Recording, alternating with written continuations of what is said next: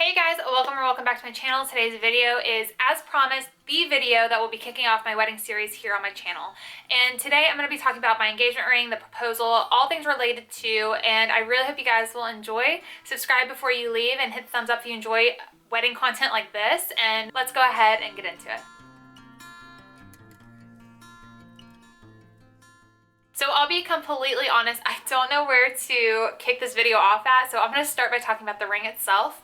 My ring, I will include a closer picture of it, but it is a center cut emerald stone with a half eternity white gold band. So I'm going to just give you a little information as far as our relationship goes and why he chose what he chose, and how it really aligned with what I wanted is because of this reason. So Ryan and I have been together a little over 8 years, and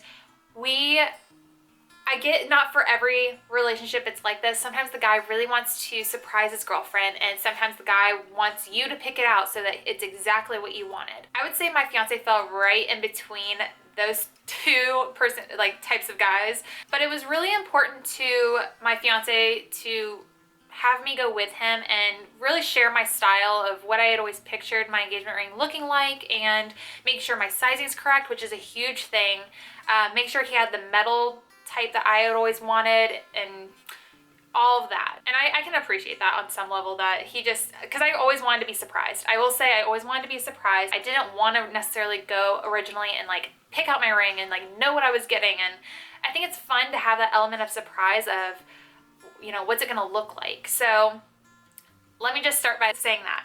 So what I had always pictured and what I had shared with him, the jeweler, because my ring is completely customized, I always said that I wanted a white gold, dainty, timeless styled ring with a square cut type of stone. So whether that be princess cut, emerald cut, or cushion cut even.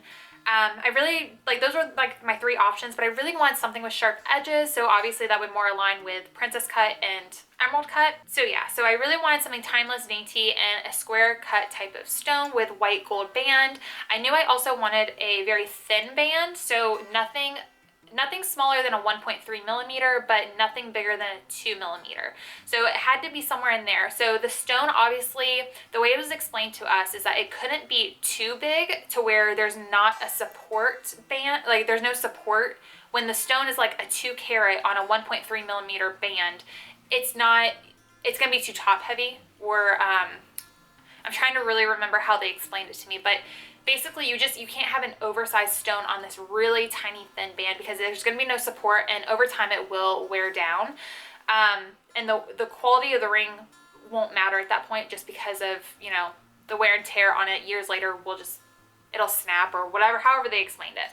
And one of the last things I really wanted for my ring is that it wasn't going to be something you see everywhere. It was going to have some kind of unique features to it, which I hear myself say that now, and I hear how difficult that makes me sound, because if I want something to be timeless, there's going to be some kind of commonality to it, and it just doesn't make sense to have a unique ring but still be timeless. I don't know what was going through my head. But as far as stones, that was one of the last things we talked about as far as what I wanted.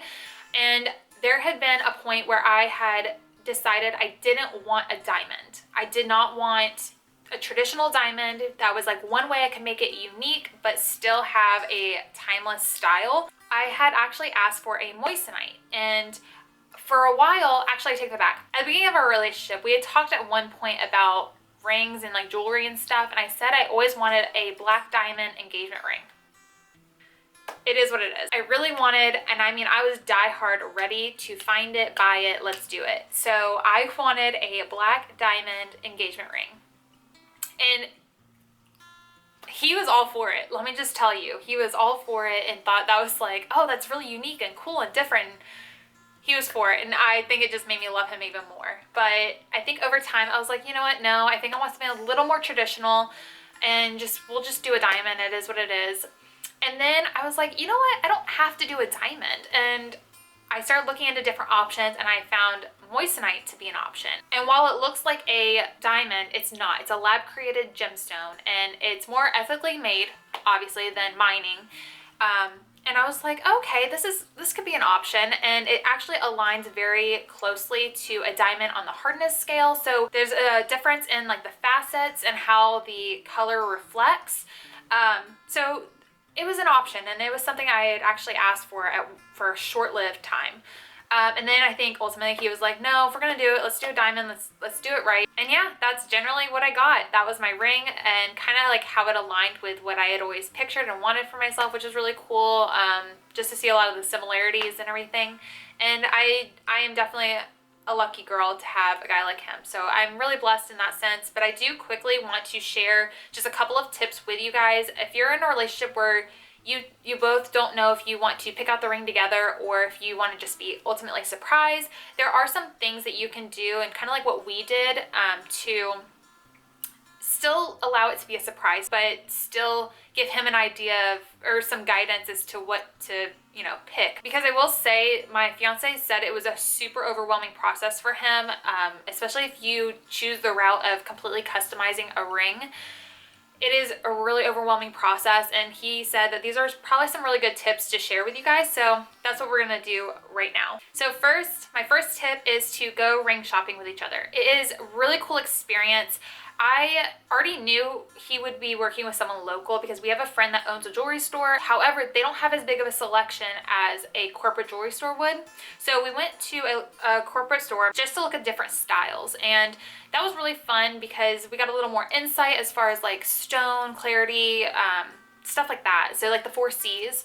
And then we also, one tip I have is don't make it just about you that day. Allow him in on the fun and look at wedding bands. We had so much fun looking at wedding bands for him, and I love seeing him with a ring on because I was like, he's taken. So I loved it. It was such a cool experience, and he loved it too. And we like seriously just had the best time, and we worked with really great people too. So I think that's also a big part of it, is find someone who really is knowledgeable and can explain the process to you, especially if you choose the customization route. So tip number 2 is don't be afraid to share your likes and dislikes.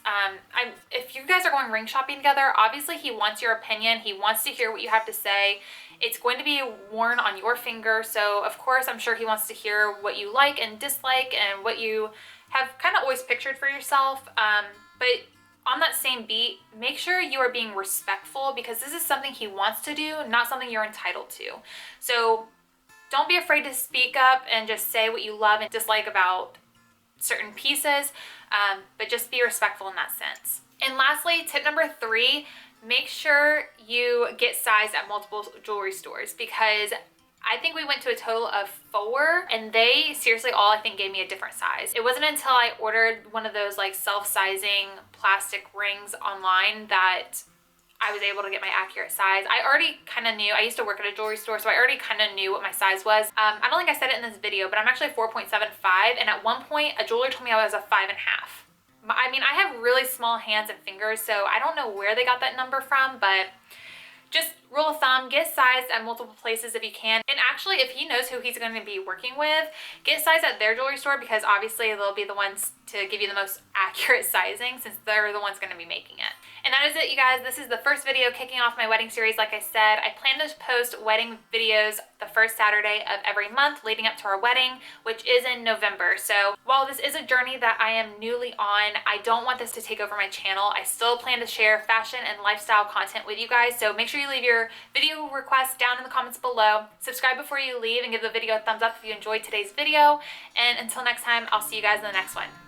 Bye, you guys.